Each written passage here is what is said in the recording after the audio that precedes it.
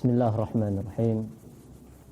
Assalamualaikum warahmatullahi wabarakatuh.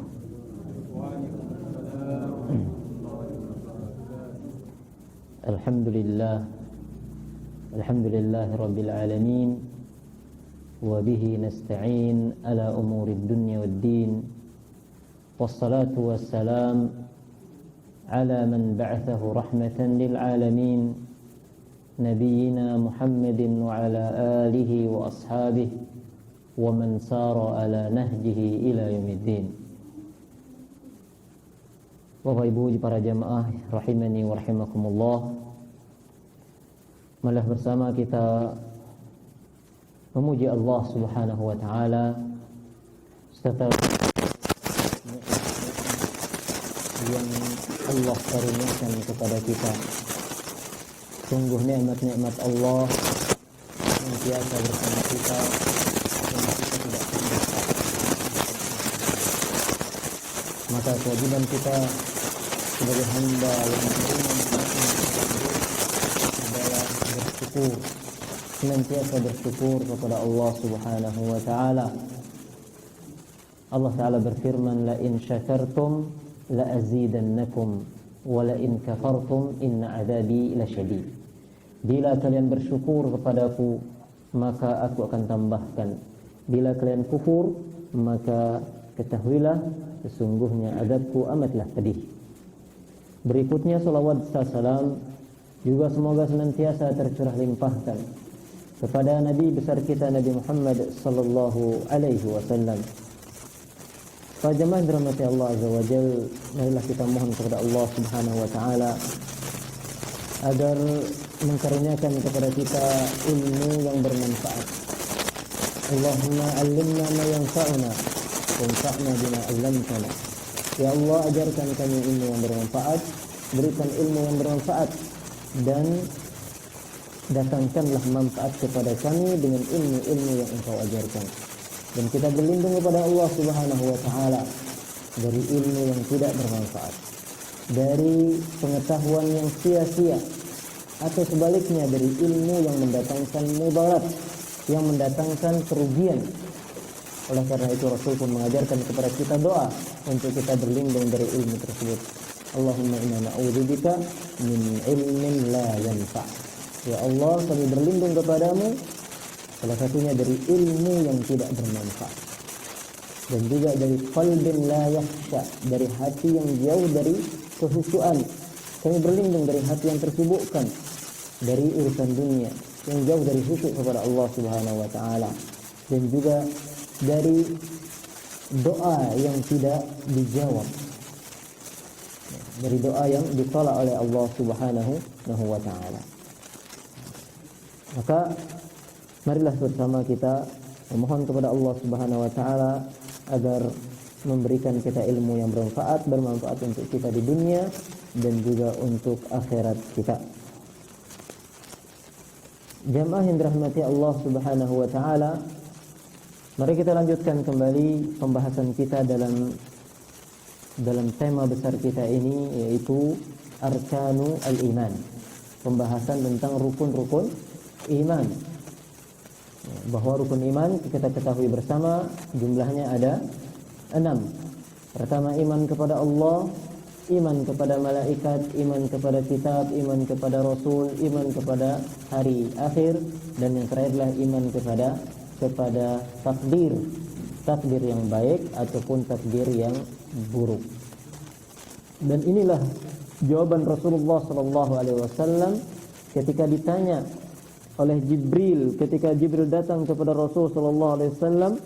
Salah satu di antara pertanyaan Jibril adalah akhbirni anil iman. Beritahukan aku, ajarkan aku apa itu iman wahai Muhammad. Lantas Nabi sallallahu alaihi wasallam menjawab, al-iman an tu'mina billah. Iman itu adalah engkau beriman kepada Allah, wa malaikatihi, kepada malaikatnya, wa kutubihi, kepada kitab-kitabnya, wa rusulihi, kepada para rasulnya, wal yaumil akhir, dan kepada hari akhir, wa tu'mina bil qadari khairihi wa syarrihi. Dan yang keenam, iman itu adalah engkau beriman kepada takdir, Ya, meyakini bahwa segala sesuatu ini terjadi atas dasar takdir, tidak ada yang tiba-tiba, tidak ada yang keluar dari apa yang telah ditakdirkan oleh Allah Subhanahu wa taala. Pertemuan yang lalu kita telah selesai dari rukun iman yang keempat. Rukun iman yang keempat yaitu beriman kepada para rasul. Maka kini kita masuk ke dalam rukun yang kelima, yaitu al-yaum al-akhir, beriman kepada hari akhir. Hari akhir jamaah yang dirahmati Allah SWT, namanya hari akhir, hari terakhir. Artinya tidak ada hari setelah hari itu, maksudnya hari dunia. Kita wajib mengimani akan adanya hari akhir, dan itu salah satu di antara keimanan yang tidak boleh kita ragukan. Hari akhir ini mencakup hari kiamat dan apa yang terjadi setelah hari kiamat. Dan ini termasuk di antara perkara yang tidak ada yang mengetahuinya kecuali hanya Allah Subhanahu wa taala. Hari kiamat itu ilmu tentang kapan terjadinya itu hanya Allah yang tahu. Tidak ada yang mengetahuinya selain Allah. Entah itu para malaikat, bahkan para malaikat yang paling mulia sekalipun, ataupun itu para nabi, bahkan para nabi paling mulia sekalipun, yaitu Nabi kita sallallahu alaihi wasallam. Untuk masalah kapan hari kiamat, maka ini di luar pengetahuan beliau. Oleh karena itu ketika Jibril juga bertanya kepada Nabi kita sallallahu alaihi wasallam, kapan hari kiamat? Mata sa'ah, kapan hari kiamat itu? Apa jawaban Nabi kita? Mal mas'ulu anha bi'a'lama minas sa'il. Yang ditanya tidak lebih tahu dari yang bertanya, kata Rasul. Artinya yang ditanya tidak tahu sebagaimana yang bertanya itu juga tidak tahu. Yang bertanya Jibril, yang ditanya Nabi Muhammad SAW.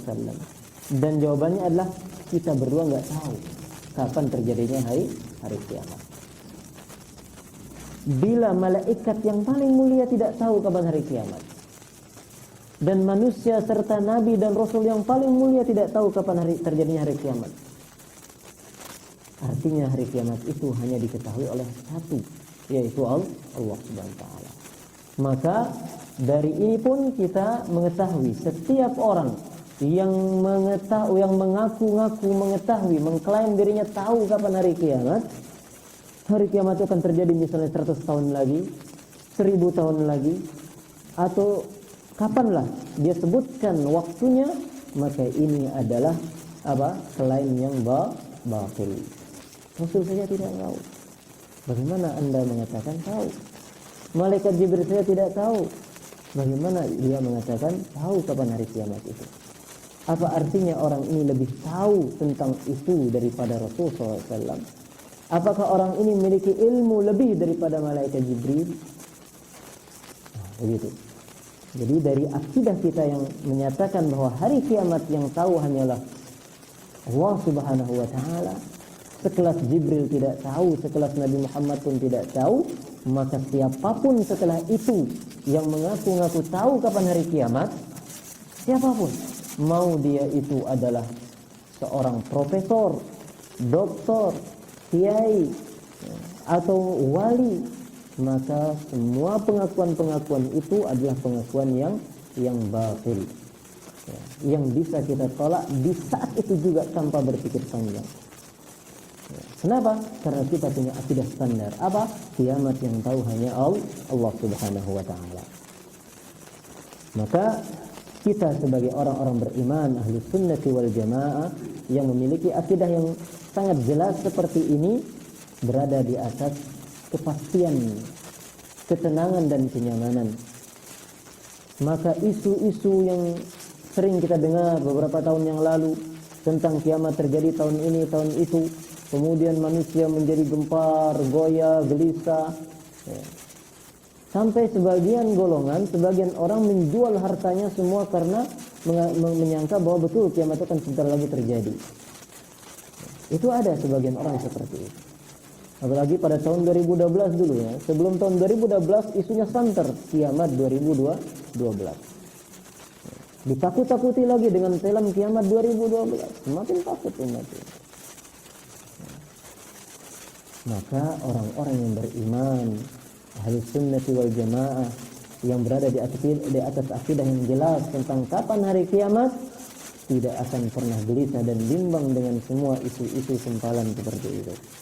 Kita punya akidah, kita punya Al-Quran, kita punya sunnah.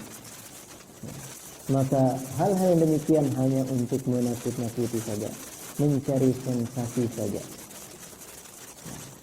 Sementara perkara ini ilmunya hanya di sisi Allah Subhanahu wa taala. Innallaha indahu ilmus sa'ah.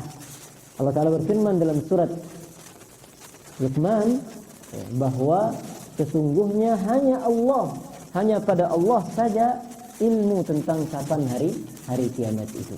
Tidak ada yang tahu. Baik, ini perkara pertama yang mesti kita pastikan tentang kapan hari kiamat. Al-yawmul akhir, yawmul qiyamati alladhi yub'atsun nas fihi lil hisabi wal jaza. Yang namanya hari akhir adalah hari kiamat, yang dimana manusia dibangkitkan pada hari itu untuk melakukan proses hisab dan jaza, pemberi ganjaran, untuk menerima balasan. Wa summiya bidzalika li'annahu la yauma ba'dahu. Kenapa dikatakan yaumul akhir, hari akhir, hari terakhir? Karena tidak ada hari lagi setelah hari itu. Maksudnya tidak ada hari-hari dunia. Haitsu yastaqirru ahlul jannati fi manazilihim wa ahlun nari fi manazilihim. Karena setelah itu masing-masing dari penghuni surga ataupun penghuni neraka, mereka telah masuk ke dalam tempat mereka masing-masing. Dan untuk hari kiamat para jamaah dirahmati Allah Subhanahu wa taala, seperti tadi tidak ada yang tahu kapan terjadinya. Tetapi Rasulullah sallallahu alaihi wasallam mengabarkan tentang tanda-tanda hari kiamat. Ciri-ciri kedekatan waktu hari kiamat. Dan tanda-tanda itu dibagi menjadi dua. Tanda-tanda yang kecil, dan ini sangat banyak sekali. Dan yang kedua adalah tanda-tanda besar. Tanda-tanda kecil ini telah terjadi sebagiannya, dan sebagian lagi masih menunggu. Termasuk diutusnya Rasulullah SAW adalah tanda hari kiamat. Wafatnya Rasul termasuk tanda hari kiamat. Tapi masuk dalam kategori tanda kiamat kecil. Dan ini akan terus berlanjut. Kemudian ada tanda-tanda kiamat besar. Dan itu bila terjadi maka dia akan beruntun terjadi. Datang ini, datang itu beruntun sampai terjadinya kiamat besar. Kalau tanda-tanda kiamat besar, maka itu artinya kedekatan hari kiamat itu sudah sangat besar. Waktu kiamat sudah sangat besar. Beda dengan tanda kiamat kecil, maka dia berlanjut terus, kita nggak tahu kapan akan muncul terus. Termasuk yang disebutkan dalam hadis Jibril adalah antara ri'a asy-sya'i yatatawaluna fil bunyan. Engkau mendapati seorang atau para pengembala kambing. Assalamualaikum warahmatullahi wabarakatuh. Yang mereka itu pada umumnya tidak punya pakaian, tidak punya alas kaki karena saking miskinnya. Tetapi engkau dapati mereka kini telah menjadi orang-orang kaya yang berlomba-lomba untuk meninggikan bangunan gedung-gedung rumah mereka. Itu salah satu di antara tanda kiamat kecil. Tanda-tanda kecil kiamat gitu, bukan kiamat kecil. Kalau kiamat kecil apa aja? Tahu-tahu kiamat kecil apa? Meninggal. Kematian itu kiamat kecil. Jadi bahasanya bukan tanda kiamat kecil, tapi tanda-tanda kecil kiamat. tanda-tanda kecil. Yang kedua, wa antaral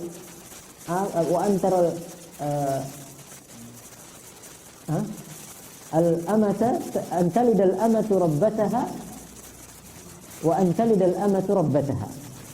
Bahwa juga di antara tanda kiamat kecil itu, tanda-tanda kecil kiamat itu adalah engkau dapati seorang budak wanita melahirkan seorang anak yang kemudian anak itu menjadi tuan bagi wanita itu, bagi budak wanita itu. Dan tanda-tanda yang lain banyak sekali. Termasuk banyaknya orang-orang yang mengaku sebagai nabi palsu. Banyaknya orang berbicara tanpa ilmu. Juga itu termasuk tanda kiamat. Nah, tanda-tanda kiamat ini tidak semuanya negatif. Kita kalau dengar kiamat, bayangannya sudah hancur rusak semua. Jadi tanda-tanda kiamat itu ada yang sifatnya menguntungkan, tetapi ya tanda kiamat. Salah satunya apa?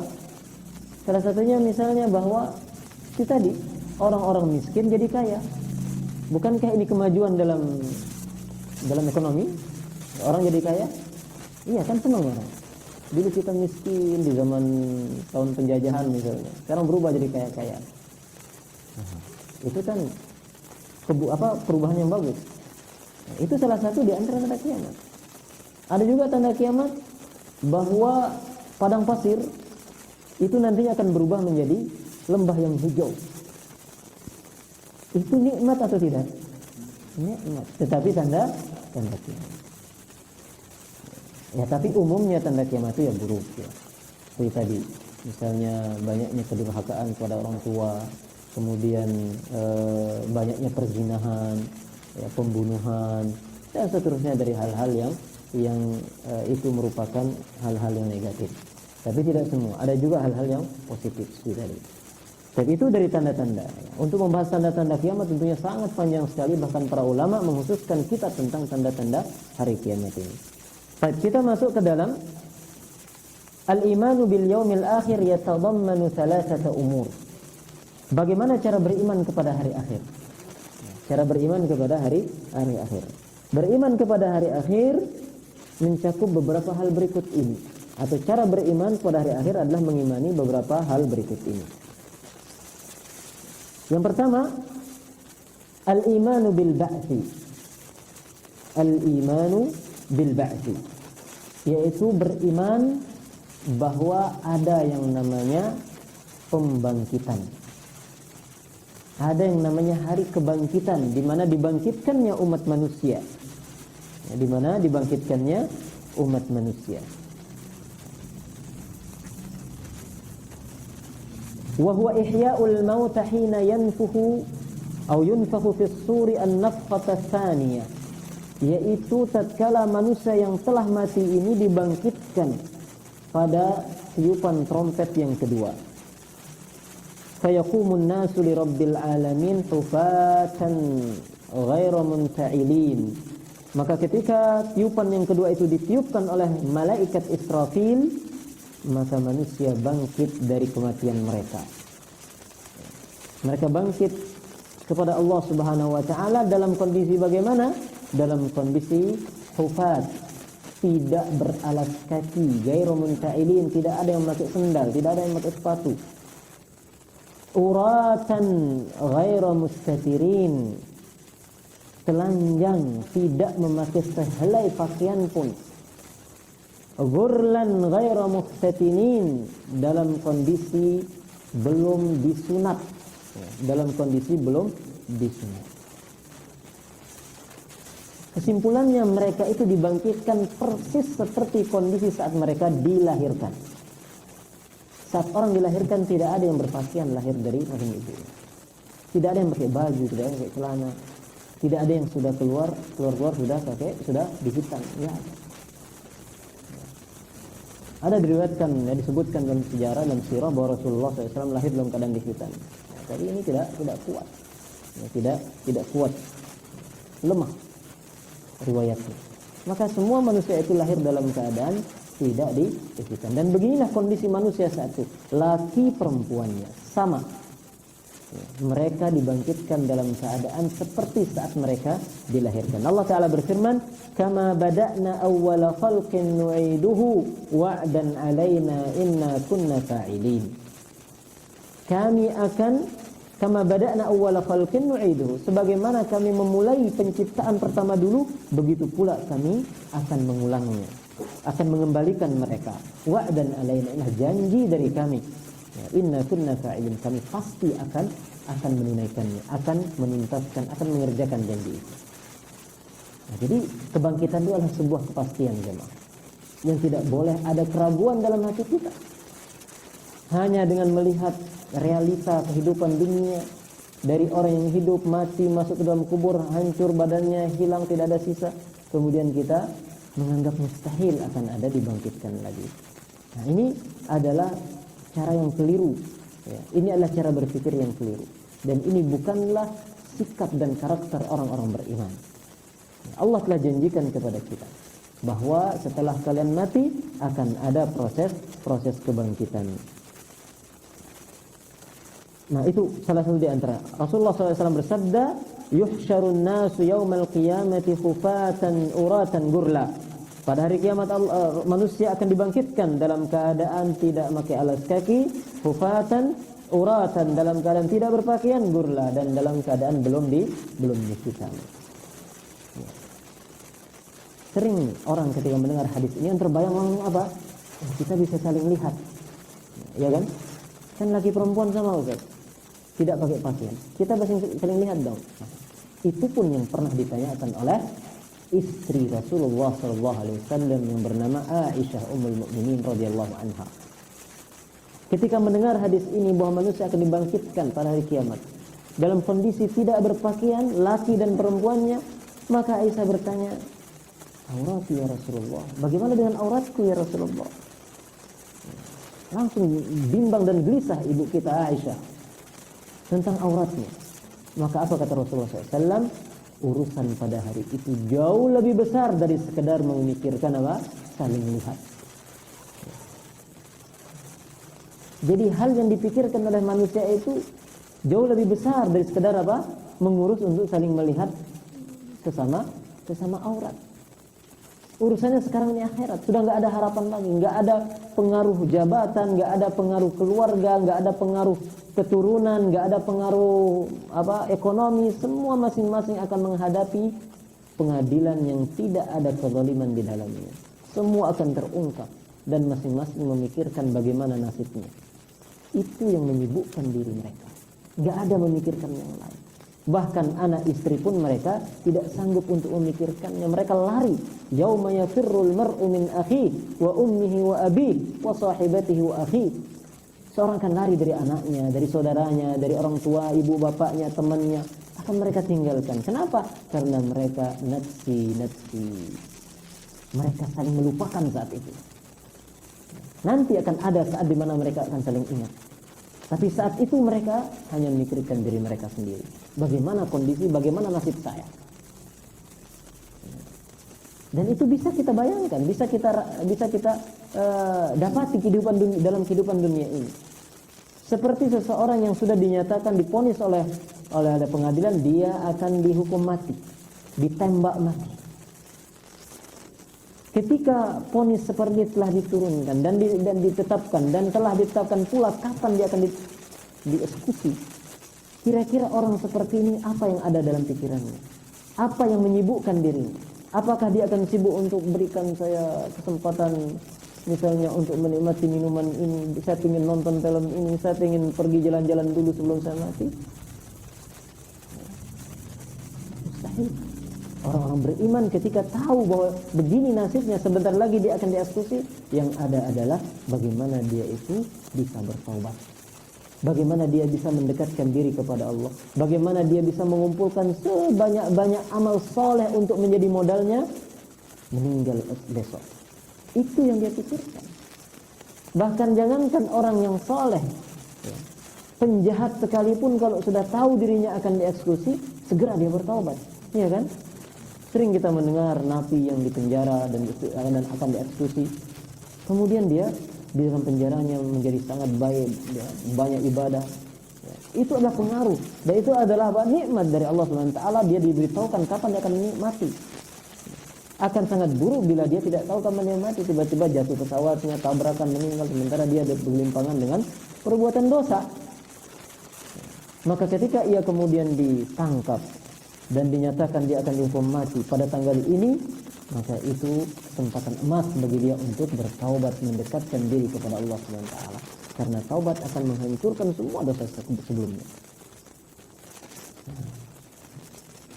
Nah, itu efek daripada apa? Daripada orang yang tahu bahwa ada perkara besar yang sedang menunggunya, yang sedang dihadapi, yang itu menjadikan dia tersibukkan dari apa-apa yang lain, dari hal-hal yang lain. Demikian dengan proses pada hari pembangkitan. Sudah nggak kebayang sudah bagaimana pikiran manusia, gelisahnya manusia. Mereka dibiarkan dalam kondisi yang tidak menentu dan masing-masing sesuai dengan amal mereka di dunia. Ini masih di masa penungguan.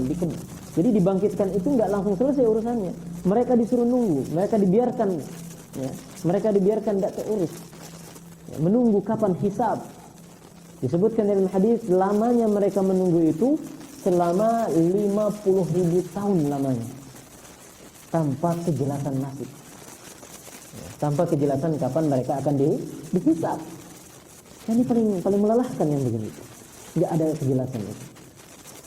Orang itu digantung, maksudnya digantung beritanya, digantung nasibnya, itu sangat melelahkan. Seorang wanita yang digantung urusannya oleh suaminya sangat membosankan. Kapan ini? Saya ini masih status istri atau sudah dicerai? Nggak jelas. Kalau status istri mana suaminya? Kalau status cerai nikah lagi gitu harusnya. Tapi nggak jelas. Maka itu sangat membingungkan seorang wanita. Makanya Allah Subhanahu wa taala melarang seorang suami untuk berperilaku seperti itu kepada suami, kepada istrinya. Jangan kalian biarkan wanita-wanita itu, para istri kalian, ya, mu'allaqatan kal mu'allaqah. Seperti apa? Seperti barang yang digantung, enggak jelas. Orang mau berangkat ke luar negeri, ditampung dulu di Jakarta di penampungan. Enggak jelas kapan bisanya keluar. Itu paling tidak mengenakan. Seminggu enggak keluar, sebulan enggak keluar, sampai 5 bulan terkadang sebagian saudara-saudara kita yang TKI TKW itu menunggu. Ya. Enggak jelas kehidupannya. Sangat memberatkan, sangat membosankan. Nah, di hari akhirat, di saat mereka dibangkitkan, di situ mereka akan menunggu waktu yang sangat lama untuk kapan mereka akan dihisab. Disitulah kemudian apa? Terjadi yang namanya syafa'atul uzma. Ya. Syafaat Nabi SAW yang paling besar, yaitu yang disebut syafa'atul uzma. Kenapa paling besar? Karena tidak ada satupun nabi yang sanggup untuk menunaikannya. Dan itu hanya untuk Rasul SAW. Manusia seluruhnya mereka mencari jalan keluar, mencari solusi bagaimana nasib kita ini. Mereka datang kepada Nabi Adam, mereka datang kepada Nabi Nuh, mereka datang kepada Nabi Ibrahim, kepada Nabi Musa, datang kepada Nabi Isa. Semuanya angkat tangan. Nggak bisa. Nabi Nuh mengatakan, nafsi, saya telah berbuat sesuatu, dulu saya malu untuk minta lagi kepada Allah. Cari Nabi Nuh. Maka mereka lari kepada Nabi Nuh. Ketemu dengan Nabi Nuh, mereka, ya Nuh, engkau adalah Rasul yang pertama. Tolong bantu kami untuk menyelesaikan urusan ini. Nabi Nuh mengangkat tangan juga. Saya juga ada kesalahan, anak saya kafir. Akhirnya mereka ditunjukkan kepada Nabi Ibrahim. Mereka datang kepada Ibrahim. Nabi Ibrahim juga angkat tangan. Mereka ditunjukkan kepada Nabi Musa. Nabi Musa angkat tangan. Ditunjukkan Nabi Isa juga angkat tangan. Pergilah, kata Nabi Isa, kepada Muhammad SAW. Dia adalah Khalilullah. Dia adalah Nabi yang telah diampuni dosa-dosa yang lalu dan yang akan datang. Barulah manusia sampai kepada Nabi kita SAW. Maka Nabi pun mengambil alih tanggung jawab itu. Ini bagian saya, kata Rasul. Barulah Rasulullah SAW memohon kepada Allah untuk diadakannya hisab. Beliau sujud lama. Barulah kemudian Allah memerintahkan kepada Rasul kita, ya Muhammad irfa' ra'sak. Angkat kepalamu wahai Muhammad. Was'al tu'ta. mintalah maka engkau akan dikabulkan. Wa syafi'tu syafa', dan berilah syafaat maka engkau akan diizinkan memberikan syafaat.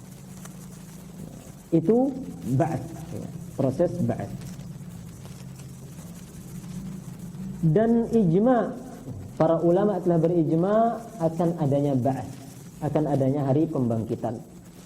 Yang namanya ijma' itu adalah sebuah kesepakatan, konsensus yang disepakati oleh seluruh ulama kaum muslimin. Tidak ada yang mengingkarinya kecuali orang-orang yang syadz, orang-orang yang menyimpang, yang jauh, yang itu tidak dianggap penyimpangan, tidak anggap pendapatnya tidak dianggap. Ya. Dan ulama juga memiliki pendapat bahwa tidak boleh menyelisihi ijma'. Ya. Tidak boleh menyelisihi ijma' karena kekuatannya seperti Al-Quran dan hadis. Ya. Kenapa demikian? Karena Rasulullah SAW telah mengabarkan bahwa umat ini tidak akan berijma' di atas sesuatu yang batil. Ya. Tidak mungkin umatku akan berijma' di atas sesuatu yang batil. Maka ketika ulama kaum muslimin seluruh mereka, bahkan dari zaman ke zaman, mereka berijma' bahwa sesuatu itu begini hukumnya, bahwa sesuatu itu ada, termasuk yaitu hari kebangkitan, maka menyelisihi akidah atau keyakinan ini adalah sesuatu yang sangat mungkar yang bisa menjadi sebab kekufuran, atau itu adalah kekufuran. Nah, untuk diketahui bahwa ada golongan yang mengingkari adanya pembangkitan ini. Wa qad ankara al-kafirun al-ba'ts. Mereka adalah golongan manusia-manusia kufur. Mereka mengingkari adanya ba'ts, adanya hari kebangkitan. Setelah manusia ini mati, mereka tidak percaya bahwa manusia akan dibangkitkan lagi. Mereka menganggap itu sesuatu yang mustahil. Dibangkitkannya orang mati ini sesuatu yang mustahil. Dan ini memang pandangan orang kafir. Tidak semua orang kafir ya. Kan mereka juga sebagian yang kafir itu meyakini ada kebangkitan. Ada sebagian dari orang kafir yang betul-betul sangat kufur sampai mereka tidak mempercayai adanya kebangkitan. Karena mereka itu punya pandangan hidup ini adalah materi. Hidup ini ya segini sudah. Apa yang kita lihat dan saksikan sebatas ini. Ketika orang sudah mati, ditanam dalam tanah, sudah lebur menjadi debu, jadi tanah, selesai, tidak ada lagi. Mereka hanya bergerak keyakinan mereka berdasarkan ilmu yang mereka capai. Selama ini mereka bisa menggapai misalnya ilmu kedokteran yang begitu dalam, misalnya. Ke dalam lautan yang begitu dalam mereka bisa nyampe juga. Ke angkasa mereka bisa sampai. Ya. Menyembuhkan orang bisa, mengganti jantung orang bisa, mengganti alat yang ada dalam anggota tubuh orang juga bisa. Itu mereka yakini. Kenapa? Karena mereka bisa melakukannya. Karena ilmu mereka sampai ke situ. Ketika sesuatu yang mereka jauh daripadanya, bahkan mereka memustahilkan itu terjadi seperti membangkitkan ini, maka mereka tidak percaya. Mereka tidak mempercayai hal tersebut. Wa hadza za'm batil. Tentu prasangka seperti ini, cara berpikir seperti ini, keyakinan seperti ini, yaitu mengingkari adanya hari pembangkitan lantaran berangkat dari akal semata, ini adalah kebatilan, dan kebatilannya telah ditunjukkan oleh dalil-dalil syar'i, dalil-dalil his, dan dalil-dalil akal. Ya. Artinya secara akal menunjukkan bahwa ini tidak benar. Bahwa cara pandang atau mengingkari kebangkitan ini dengan alasan tadi itu adalah sesuatu yang batil. Baik, secara syar'i Allah Subhanahu wa taala telah tetapkan dalam Al-Qur'an bahwa kami akan bangkitkan kalian. Ya, kami akan bangkitkan kalian.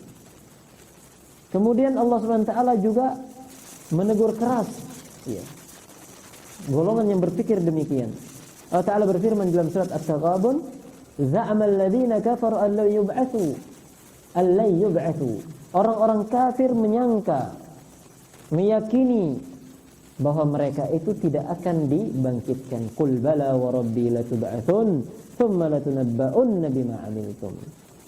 Katakan kepada mereka, wahai Muhammad, sebaliknya, demi Allah, demi Tuhanku, kalian pasti akan dibangkitkan. Kalian pasti akan dibangkitkan. Tsumma latunabba'unna bima amiltum. Kemudian setelah kalian dibangkitkan, kalian akan diberitakan tentang apa yang telah kalian lakukan selama kalian ada di dunia dahulu. Itu secara syar'i, dan banyak sekali ayat hadis yang menyebutkan hal ini. Seperti yang saya sebutkan tadi, yuhsyarun nas yaumal qiyamati hufatan uratan gurla. Bahwa manusia akan dibangkitkan pada hari kiamat dalam keadaan tidak berpakaian, tidak beralas kaki, dan belum dikhitan. Adapun secara akal, manusia itu atau adanya hari kebangkitan, yang pertama secara akal yaitu Allah Ta'ala fatirus samawati wal arda ma fihima. Bahwa Allah Subhanahu wa taala menciptakan langit dan bumi serta apa-apa yang ada di dalamnya. Allah yang menciptakannya dari ketidakadaan. Dari sesuatu yang tidak ada, Allah menjadikan langit dan bumi ini dan isi-isinya termasuk kita menjadi ada. Wal qadiru ala ibtida'il khalqi la ya'jizuhu an i'adatihi. Secara akal, bila membuat sesuatu dari tidak ada, Allah mampu melakukannya, apalagi untuk mengembalikan yang sudah pernah ada. Manusia saja untuk mengulang sesuatu yang telah mereka buat itu lebih cepat dibandingkan dengan membuat sesuatu yang belum pernah ada. Jadi mengulangnya sifatnya itu lebih mudah, iya kan? Dibanding memulai yang pertama. Allah Subhanahu wa taala telah memulai semuanya ini, telah menciptakan alam ini dari tidak ada menjadi ada, dan Allah hancurkan. Untuk mengembalikannya lagi tentu itu bukan sesuatu yang mustahil. Secara akal dia bukan sesuatu yang mustahil. Allah Ta'ala berfirman dalam surat Rum ayat 27, wa huwa alladhi yabda'ul khalqa thumma yu'iduhu. Dialah Allah Subhanahu wa taala yang memulai ciptaan ini, kemudian dia pula yang akan mengembalikannya, wa huwa ahwanu alaih, dan itu lebih gampang. Itu lebih gampang. Maka secara akal pun sebenarnya hari kebangkitan itu sesuatu yang masuk akal. Kenapa mereka menolak adanya hari kebangkitan? Karena akal kan? Mereka mengatakan secara akal nggak mungkin sesuatu yang sudah hilang, sudah masuk tanah, lebur dan sebagainya, kemudian dibangkitkan. Nggak mungkin, kata mereka. Apanya tidak mungkin? Apanya yang tidak mungkin? Kalau secara akal sesuatu itu bisa dibuat, bukankah mengulangnya, membuat seperti itu akan lebih mudah? Allah Subhanahu wa taala tidak ada yang berat baginya. Baik memulai ataupun mengulangnya sama-sama kun fayakun, selesai. Tidak ada yang sulit bagi Allah Subhanahu wa taala. Yang kedua, ini masih secara akal, yang menunjukkan bahwa kebangkitan itu sangat mungkin secara akal. Anal arda takunu maitatan hamidatan laisa fiha syajaratun khadra. Bahwa bumi ini, tanah ini, ada sebagian tanah tandus, kering. Maitatan hamidah, tanah yang dianggap mati sudah. Tidak ada pepohonan, tidak ada tumbuhan yang hijau di situ. Kemudian apa yang terjadi? Allah turunkan hujan. Setelah turunnya hujan, apa yang terjadi? Maka tanah itu pun kini menjadi tanah yang subur, tumbuh-tumbuhan pun hidup, menjadi hijau. Itu sesuatu secara akal tidak ada yang mengingkari. Kita di musim panas, kalau kelompok tengah atau bagian bayan itu kerpuk semua, debu, kering. Ya. Apalagi lombok tengah. Gimana Pak ya? Lombok tengah sampai pecah-pecah sekarang. Aspal itu pecah, apalagi sawahnya, saking kering. Tapi kemudian musim hujan, masya Allah, rumput-rumput tumbuh di sana sini. Sesuatu yang sudah kering kelihatan tidak ada harapan hidupnya, kemudian bisa dihidupkan dengan turunnya air ke bumi itu. Itu secara akal kita tidak menolaknya. Maka membangkitkan sesuatu yang telah mati bukanlah sesuatu yang mustahil secara akal. Adapun secara his, secara sesuatu yang dirasakan oleh manusia, maka ini pun terbukti bahwa hari kebangkitan itu ada.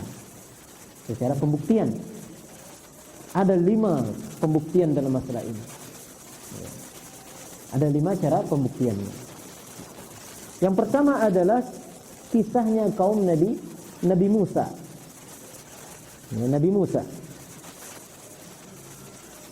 Allah Ta'ala berfirman dalam surat Al-Baqarah menceritakan hal ini. Ketika kaum Nabi Musa menantang, meminta permintaan yang aneh-aneh, neka-neko. Salah satu di antara permintaan mereka, banyak sekali antara permintaan Bani Israel ini kepada Nabi Musa. Yang aneh-aneh saja. Yang orang nggak kebayang untuk itu diucapkan kepada para anbiya. Salah satunya apa? Meminta kepada Nabi Musa untuk bisa melihat Allah. Bayangkan. Sampai mereka mengatakan apa? Lan nu'mina laka hatta narallaha jahra. Kami enggak mau percaya kepada Musa kalau kami itu tidak melihat Allah. Kami baru percaya kalau kami itu bisa melihat Allah. Bayangkan. Seperti itu. Ya, Bani Israil ini. Lantas mereka pun disambar oleh kilatan dari langit dan mereka mati semua. Jadi ada sekitar 70 orang itu dipilih oleh Nabi Musa. Ini manusia pilihan dari kalangan Bani Israel. Mereka adalah tokoh-tokoh yang dipercaya oleh umatnya. Itu dibawa oleh Nabi Musa untuk dibawa ke Tur Sina, ke Gunung Sina. Nabi Musa mau bertemu dengan Allah untuk menerima wahyu. Nah, di sela-sela itu mereka mengatakan itu. Kami itu tidak akan percaya kalau engkau tidak memperlihatkan Allah kepada kami. Lantas mereka pun disambar oleh petir, cahaya dari langit, dan mereka pun tewas seperti itu. Setelah itu Nabi Musa pun galau. Ini mati semua. Ini orang-orang kepercayaan Bani Israel. Maka Nabi Musa memohon kepada Allah, ya Allah, bagaimana engkau matikan semuanya ini? Ini adalah orang-orang kepercayaan Bani Israel. Bila mereka mati semua, apa yang akan mereka katakan kepadaku? Siapa yang percaya kepadaku? Artinya kalau ada umat yang tidak percaya, maka orang-orang ini nantinya akan mengatasinya. Dan orang ini dipercaya oleh umatnya. Sekarang setelah saya bawa mereka semua ke sini, ternyata mereka mati semua. Maka Nabi Musa memohon dan sangat-sangat memohon kepada Allah untuk mereka bisa dibangkitkan. Dan akhirnya mereka dibangkitkan oleh Allah SWT. Hidup lagi setelah mereka dimatikan. Dan itu sesuatu yang terjadi di tengah-tengah manusia. Maka ini secara pembuktian, secara sesuatu yang bisa dirasakan oleh manusia adalah hak. Dan itu telah Allah abadikan dalam surat Al-Baqarah ayat 55 sampai 56. Dalil his atau dalil pembuktian yang kedua adalah juga pada Nabi Musa ketika ada orang yang terbunuh. Kemudian korban ini tidak ditahu siapa pembunuhnya. Panjang ceritanya, intinya cara untuk membuktikan dan mengetahui siapa pembunuhnya itu sekarang nggak perlu karena bisa dilacak, bisa ada bagian kriminal yang tahu bagian sedikit apapun. Peristiwa dulu itu ada di tengah malam, tiba-tiba ditemukan korban meninggal di depan sebuah gerbang sebuah kabilah. Karena orang zaman dulu itu setiap kabilah atau kota itu memiliki pagar kotanya keliling, kemudian punya gerbang. Kalau sudah sore mereka tutup, nggak ada warga di luar. Itu cara mereka menjaga keamanannya. Nah, kalau sudah sore tutup maghrib, nggak ada lagi. Nah, ceritanya malam itu korban ini ditaruh di depan gerbang sebuah kota atau sebuah kabilah. Pagi-pagi mereka dikagetkan ternyata ada korban di depan gerbang mereka. Maka ribut. Keluarga korban ini menuntut benda dari ini. Kalau enggak perang. Nah, kesimpulannya bahwa disuruh mereka untuk mencari sapi dan menyembelih sapi itu. Setelah mereka dapatkan sapi itu, kemudian ekornya atau apanya itu dipukulkan ke atas mayat tadi dan mayat itu bangkit, hidup, berarti hidup. Kemudian tanya siapa yang membunuhnya, dia tunjuk ini yang membunuh saya, anak saudara saya. Nah, keluarganya ternyata pembunuhnya. Tujuannya apa? Untuk dapat warisan. Yang dapat warisan dan bunuh ahli waris itu dari dulu agar cepat dapat warisan. Nah, ini nggak ada dapat warisan, dia tidak dapat warisan. Nah, di sini apa? Bahwa orangnya sudah mati kemudian dibangkitkan lagi, dan itu disaksikan oleh Bani Israel.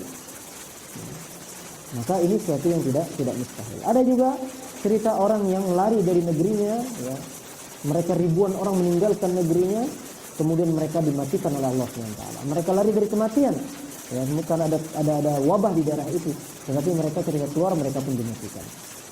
Setelah sekian lama ada nabi yang lewati tempat itu menemukan mereka mayat-mayat itu yang sudah lama meninggal ini. Nabi itu berdoa, kemudian mereka dibangkitkan lagi. Itu disebutkan dalam surat Al-Baqarah ayat 243. Kemudian ada juga Uzair, tokoh di kalangan Bani Israel. Uzair ini melewati sebuah daerah yang telah hancur lebur karena diserang oleh musuh.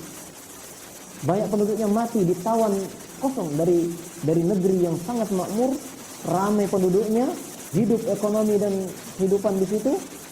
Tapi kemudian sekarang menjadi suatu puing-puingan saja. Uzair berkata, "Anna yuhyi hadhihi Allah. Anna yuhyi hadhihi Allah ba'da mautiha." Bagaimana Allah akan membangkitkan manusia yang sudah habis seperti ini? Ada apa perasaan seolah sulit, mustahil gitu. Apa yang terjadi? Allah matikan Uzair ini. Allah matikan dia saat itu juga. Dia sedang bersama ontanya, dia sedang menunggang ontanya, membawa bekalnya saat itu. Allah matikan Uzair. Setelah 100 tahun lamanya dibangkitkan Uzair oleh Allah. 100 tahun. Maka kemudian setelah dibangkitkan, Uzair ditanya, "Kamu tahu berapa lama engkau habiskan?" Uzair mengatakan, "Sepertinya sehari atau setengah hari." 100 tahun dalam bayangan Uzair apa? Sehari atau setengah hari. Kenapa? Karena beliau datang di pagi hari, dibangkitkannya di sore hari. Jadi seolah-olah beliau ketiduran, paginya bangunnya sore hari. Padahal sudah berlalu 100 tahun. Dan di situ ontanya sudah habis, jadi tulang belulang. Dia pun sudah menjadi tulang belulang. Yang pertama dikembalikan oleh Allah SWT adalah kepalanya, matanya. Dan kemudian beliau menyaksikan semuanya kembali. Ya, film-film sekarang lah, ya, dibuat ya, bagaimana seolah-olah satu bagian tubuh menyatu, kemudian tulang dan sebagainya. Nah, Uzair menyaksikan hal itu, menjadikan dia semakin yakin terhadap adanya hari kebangkitan. Itu dalam surat Al-Baqarah ayat 299. Dan yang kelima adalah Nabi Ibrahim. Ya, ketika Nabi Ibrahim menghidupkan ya, burung-burung yang telah disembelihnya. Ya, bukan hanya disembelih, dipincang jadi 4. Kemudian ini taruh di gunung sana, gunung sana, gunung sana. Kemudian dia menyatu dan terbang lagi. Itu suatu yang pembuktian akan adanya hari kebangkitan. Maka kebangkitan atau hari pembangkitan ini adalah sesuatu yang tidak bisa kita tolak, baik secara akal, secara pembuktian atau his yang bisa kita rasakan, apalagi secara syar'i, yaitu secara dalil dari Al-Quran dan Sunnah. Maka orang-orang kafir, sebagian dari orang kafir yang mengingkari hal ini adalah orang-orang yang jauh daripada pendalilan secara akal ataupun secara his atau pembuktian tadi. Terjemah bahasa Allah SWT itu perkara pertama tentang beriman kepada hari akhir. Kita wajib meyakini adanya hari kebangkitan. Jadi kakek kita, nenek moyang kita, puluhan tahun yang lalu berabad-abad yang lalu, yakin mereka akan dibangkitkan. Mereka akan dibangkitkan. Semuanya tanpa tidak ada keraguan dalam yang meragukan hal itu hanya orang-orang kafir, itu pun orang-orang kafir yang sangat buruk. Karena sebagai orang kafir meyakini adanya kebangkitan. Wallahu ta'ala a'lam. Saya demikian barangkali terjemahan Allah warahmatullahi ta'ala. Apa yang kita sampaikan pada pengajian malam hari ini tentang hari akhir. Kurang lebihnya mohon maaf. Seperti biasa waktu kita gunakan untuk diskusi jika ada hal-hal yang perlu kita diskusikan. Wallahu ta'ala a'lam.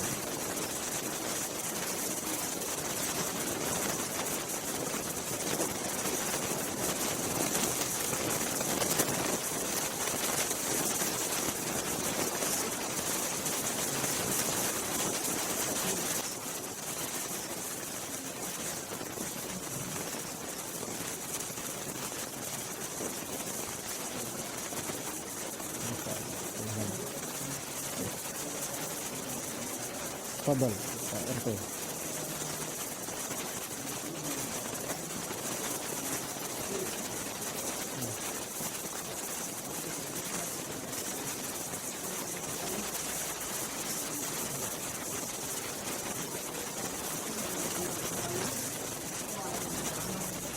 Ya. Baik.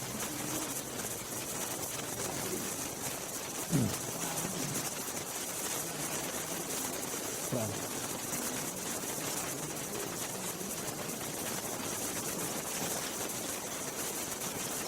Baik. Dua pertanyaan dari Pak RT. Insyaallah. Pertanyaannya bagus. Pertanyaan pertama, tanda hari kiamat besar. Yang kedua, kenapa pakai kata kami? Dalam firman Allah banyak sekali, inna kunna fa'ilin, kami akan lakukan.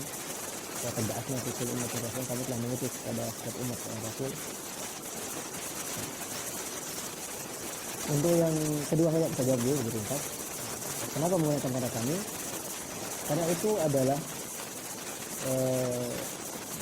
gaya dalam bahasa Arab menunjukkan tentang menghormati Allah SWT. Ta'zim tujuannya adalah untuk bahasa lebih mulia. Seperti kita misalnya mau bilang apa yang saya sampaikan itu terlalu pede gitu.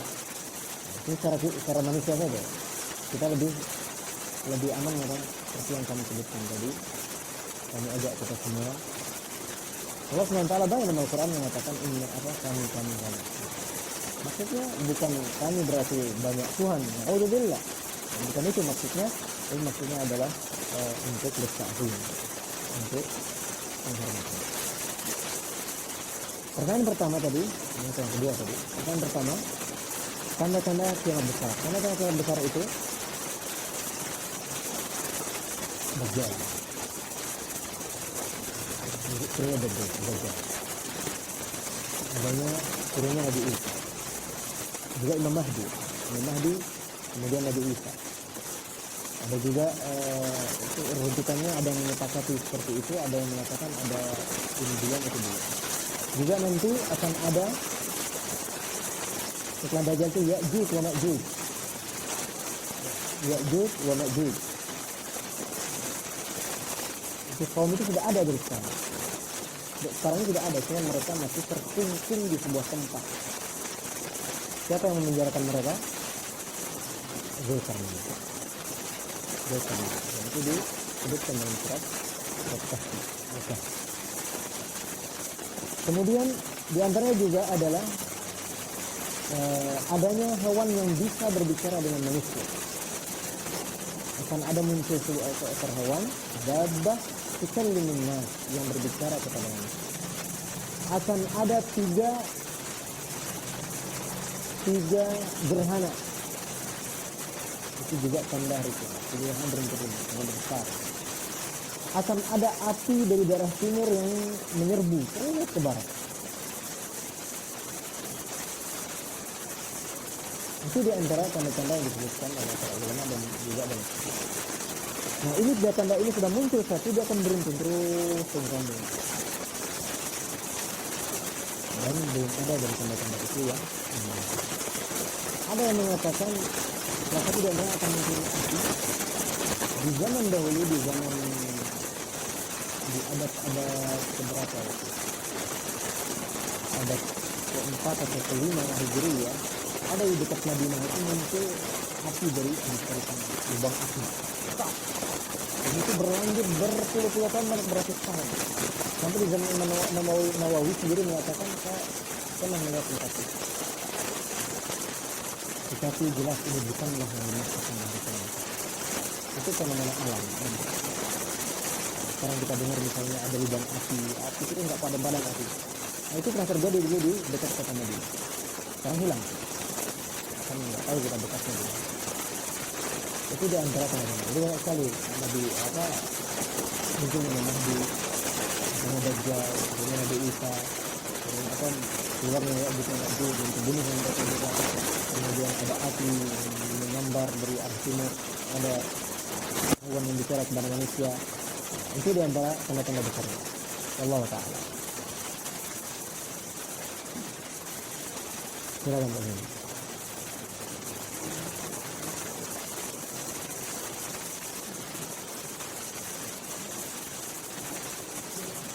Apa?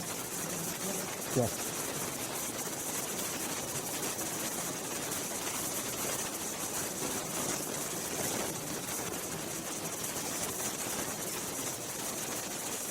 Ya. Pertanyaannya apa itu ijma, apa itu qiyas? Saja. Apa itu ijma, apa itu qiyas? Jadi di dalam ilmu usul fiqh nanti ada bab bagian masadir al-ahkam syariah, sumber-sumber hukum Islam atau al-adillah, dalil-dalil yang digunakan oleh agama. Sumber dalil kita apa? Kita menyatakan hukum itu dari mana sumbernya? Apakah dari pimpinan, dari ustaz, atau dari mana? Maka di situ ada bab bagian itu. Jadi sumber-sumber hukum Islam itu diruntut, mulai dari yang disepakati, kemudian masuk kepada yang diperselisihkan. Yang disepakati itu ada 3, ada yang mengatakan 4. Yang jelas tidak ada keraguan adalah Al-Quran dan Sunnah. Sumber kita Al-Quran dan Sunnah. Kemudian di bawahnya ijma, di bawahnya ada qiyas. Ini tidak ada keraguan. Ini mau akidah, mau ibadah, sumbernya Al-Quran dan Sunnah. Ijma juga demikian. Nah, qiyas ini di posisi keempat. Paling lemah di antara yang 4 ini. Nanti di bawah ini banyak lagi. Ada namanya qaulus sahabi, ya, pendapat para sahabat. Ada namanya maslahat mursalah. Ada namanya sabdu dzari'ah. Ada namanya istishab. Banyak lagi. Nah, apa perbedaan antara Al-Quran, Sunnah, ijma, qiyas? Apa perbedaan antara ijma dan qiyas? Ijma itu artinya kesepakatan bahwa para ulama kaum muslimin dari semua kalangan, dari semua daerah itu sepakat tentang hukum suatu masalah, tentang berita suatu perkara. Tidak ada yang menyelisih, tidak ada yang berbeda pendapat dalam masalah itu. Seperti hukum salat 5 waktu apa? Wajib.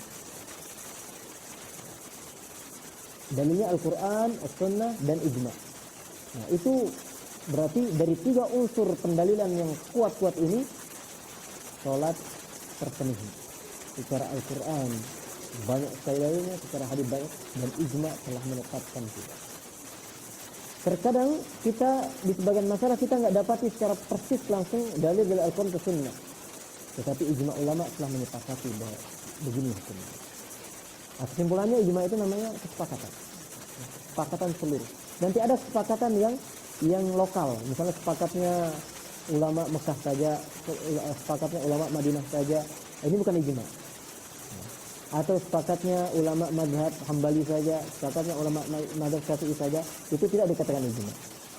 Nah, ijma itu semua ulama dari kalangan semua mazhab, dari kalangan semua daerah itu sepakat. Adapun qiyas, kalau qiyas itu adalah hukum yang ditetapkan berdasarkan pengkiasan atau penganalogian terhadap hukum yang sudah ada. Jadi ada perkara yang kita nggak tahu hukumnya, saya cari dalil nggak temu dalilnya. Nah, carikan masalah yang mirip dengan ini. Maka kita dapati ada persis. Maka perkara baru yang belum ada hukumnya ini bisa kita taruhkan hukum yang sudah ada. Karena prinsip agama kita tidak membedakan yang sama dan tidak menyamakan yang berbeda. Ketika dia sama, maka hukumnya pun akan sama. Ketika satu berbeda, maka dia akan berbeda. Nah, di sini namanya qiyas. Maka qiyas itu memiliki rukun, ada 4.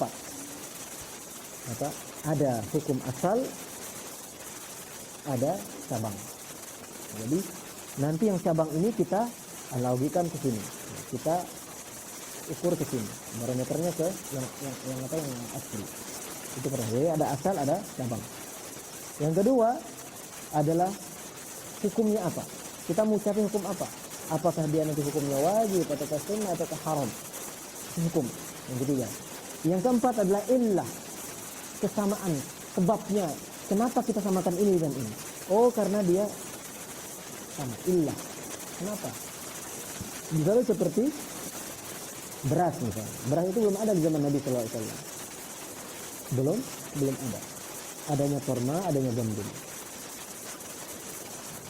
Maka kemudian ketika beras ada, orang bertanya, ini beras bisa nggak dihukumi dengan hukum yang sudah berjalan seperti zakat, kemudian memberi makan orang. Maka dilihat, oh persis sama. Ini kenapa disuruh kita bayar zakat dengan benda-benda yang seperti korma dan sebagainya dulu? Karena ini adalah makanan pokok orang saat itu.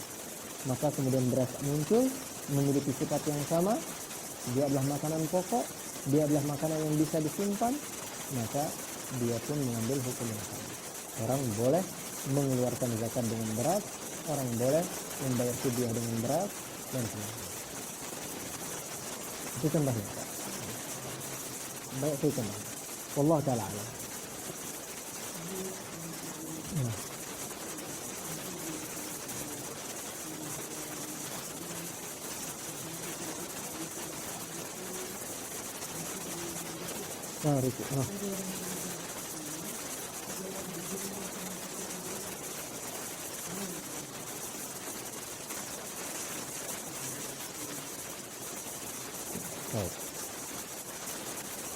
Salat di antara ibadah yang sangat rinci jelas oleh Nabi sallallahu alaihi wasallam dalam tiap gerakannya, dalam tiap bacaannya. Maka karena itu Rasul mengatakan, berpesan kepada kita apa? Sallu kama ra'aitumuni usalli. Salatlah kalian seperti kalian lihat cara aku salat. Bahkan agar manusia ini betul-betul melihat tata cara salat Rasul, sampai-sampai Rasul salat itu terkadang di atas mimbar. Mungkin nggak kelihatan dari jauh, maka beliau salat di atas mimbar. Mimbar beliau itu tangga 1, 2, 3. Beliau bersih. Duduk di sini nanti, ada sana. Bukan mimbar kayak podium. Ini pakai tangga. Karena tangga sudah 3, 1, 2, 3. Jadi terkadang beliau sengaja naik ke sini. Allahu Akbar dia. Beliau kemudian membaca takbirnya kelihatan jelas. Ketika beliau ruku, ketika sujud baru beliau mundur. Beliau sujud di bawah. Nah itu agar apa? Agar jelas bagi kalian tata cara salat ini. Maka semua tata cara salat kita tidak boleh kita berkreasi. Ini unek-unek saya, ini anjuran dari guru saya, ini hasil renungan saya, nggak bisa. Saya termasuk dalam kasus seperti ini, dan banyak lagi dalam gerakan-gerakan yang lain. Ada lagi yang selain ini. Contohnya seperti yang ditanyakan, apakah begini?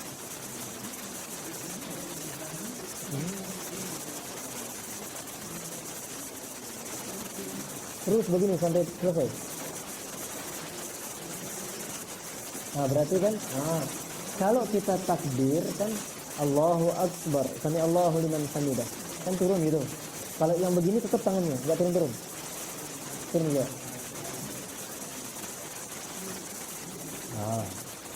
Baik. Kalau masalah takbir, maka tangan itu pilihannya ada dua, menyetarakan dengan posisi ini atau dengan dempelnya. Begini dan begini. Kalau begini maka bukan takbir. Tetapi ini posisi berdoa, ya kan? Orang berdoa mengenai rasa tangan itu. Gimana? Ya, silakan. Ya.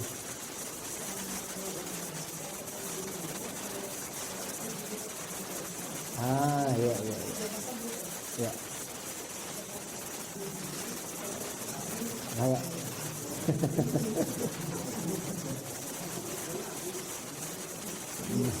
Jelas, nggak ada S-nya Bang. Yes. Baik. Iya, setiap gerakan yang ada takbirnya, maka takbir itu adalah begini.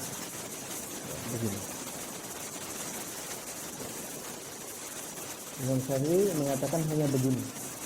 tidak ada begini. Tetapi hadisnya dua-duanya datang setara dengan ini atau dengan ini. Dan itu yang dipegang oleh kebanyakan ulama. Adapun begini, maka dia tidak masuk dalam kategori takbir mengangkat tangan. Salah satu di antara posisi yang di situ orang mengangkat tangan adalah bangkit dari iktidal. Bangkit dari iktidal. Karena sebagian ulama mengatakan tidak semua gerakan dalam salat itu pakai takbir. Ada 4 posisi yang ada takbir mengangkat tangannya. Takbiratul ihram, takbir mau ruku, bangkit dari ruku, dan bangkit dari tahiyat pertama. Nah, di sini selalu mengangkat tangan. Dan mengangkat tangan itu dua, begini dan begini. Tangan ini menghadap kiblat. Menghadap kiblat. Makanya keliru kalau begini cara-cara. Allah. Itu secara tangan. Maka dia harus menghadap kiblat. Ini jarang kita sadari. Kita tahu ilmunya, tapi terkadang kita terbawa kebiasaan. Allah. Tidak mana ya? Masih gini. Makanya perlu kita latih diri kita, sadari kan. Kemudian yang kedua, posisi tangan itu di mana? Posisinya antara ini, di sini, kejadiannya atau di ini. Begini. Allah, Allah. Maka lebih daripada ini, ke bawah daripada ini, itu menyelisihi dengan apa yang telah dicontohkan oleh Rasulullah SAW. Tapi saya punya prasangka, kenapa dia begini? Mungkin posisinya doa gitu. Macam mungkin, ya. Ya. Nah, mungkin posisi itu Rabbana lakal hamd. Makanya dia akhirnya menyesuaikan gerakannya dengan doa yang ia baca. Dan ini pun bukan tempatnya untuk berkreasi yang sebelah tadi. Kita ada contoh itu Rasulullah SAW. Maka itulah yang menjadi contoh kita. Wallahu ta'ala. Ya, terus. Saya demikian kita cukupkan. Semoga akan kita bermanfaat. Kurang lebihnya mohon maaf. Aku lakukan hal yang terbaik. Wassalamualaikum warahmatullahi wabarakatuh.